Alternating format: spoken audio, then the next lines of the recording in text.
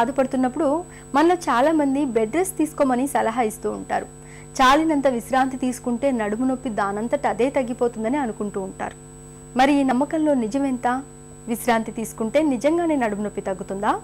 ఈ నమ్మకం గురించి డాక్టర్ ఏం చెప్తారో ఇప్పుడు విందాం. ఇప్పుడు చాలామంది పేషెంట్స్ వస్తూ ఉంటారు. ఇప్పుడు మెడ నొప్పి, నడుము నొప్పి రాగానే సార్ నేను ఒక వారం రోజులు 10 రోజులు బెడ్ రెస్ట్ తీసేసుకుంటున్నాను, లేకపోతే ఒక 3 months బెడ్ రెస్ట్ తీసుకోమని చెప్పారు మా వాళ్ళు అని చెప్పి చాలామంది దగ్గర నేను వింటూ ఉంటానండి. ఇలా బెడ్ రెస్ట్ తీసుకోవడం వల్ల మనకి వెన్ను సమస్యలు కానీ, నడుము సమస్య కానీ, మెడ సమస్యలు కానీ ఈ తగ్గే అవకాశాలు లేవండి. ఇది క్లియర్గా మన రీసెర్చ్ ప్రకారం బెడ్ రెస్ట్ వల్ల ఉపయోగం లేదని చెప్పి తెలుస్తుంది.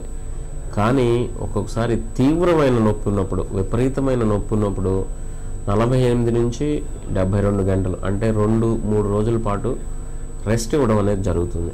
అంతేకాని వారాల తరబడి, నెలల తరబడి బెడ్ రెస్ట్ తీసుకోవడం వల్ల మనకి హాని జరగడమే కానీ ఉపయోగం జరగడం అనేది ఉండదండి.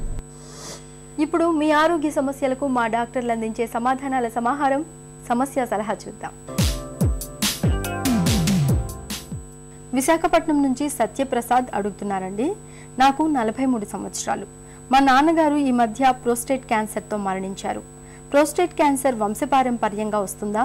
నేను ఎలాంటి జాగ్రత్తలు తీసుకోవాలి, మీ సలహా ఇవ్వండి అంటూ రాశారు.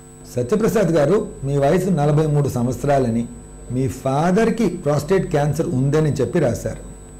మీకు ఇది వంశపారంపరంగా వచ్చే అవకాశం ఉంటుందా అని అడిగారు. ప్రోస్టేట్ క్యాన్సర్ ఫాదర్ నుంచి సన్కి, సన్ నుంచి వాళ్ళ సన్కి వచ్చే అవకాశాలు తక్కువ అండి.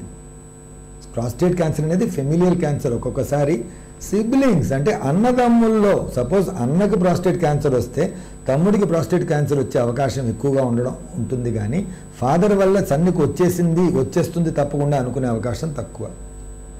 కానీ ఫ్యామిలీగా ఈ విధంగా రన్ అయ్యే అవకాశం ఉంటుంది. కాబట్టి మీరు మాత్రము 50 ఏళ్ళు పైబడిన తర్వాత ప్రతి సంవత్సరము ప్రోస్టేట్ స్పెసిఫిక్ యాంటిజెన్ అనే ఒక బ్లడ్ టెస్ట్ చెక్ చేసుకోవడం మంచిది.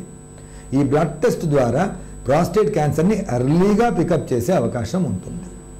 సో ప్రోస్టేట్ స్పెసిఫిక్ యాంటిజెన్ అనేది 50 ఏళ్ళు వచ్చిన తర్వాత నుండి ప్రతి సంవత్సరం చెక్ చేసుకుంటా పోండి. మీకు వస్తుందని గ్యారంటీ కానీ రాదని గ్యారంటీగా చెప్పడం కుదరదు. ఇక ఈరోజు కార్యక్రమాన్ని ముగించే ముందు కిమ్స్ హాస్పిటల్ సికింద్రాబాద్ సమర్పించు ఓ చిన్ని చిట్కా. చలికాలంలో సైనసైటిస్ బాధల్ని తగ్గించుకునేందుకు నీళ్లలో కాస్త వేపాకు వేసి బాగా మరిగించి నిత్యం మొహానికి ఆవిరి పట్టండి. సైనస్ బాధల తీవ్రత చాలా వరకు తగ్గుతుంది. మీకేమైనా ఆరోగ్య సమస్యలుంటే వెంటనే మాకు రాసి పంపించండి.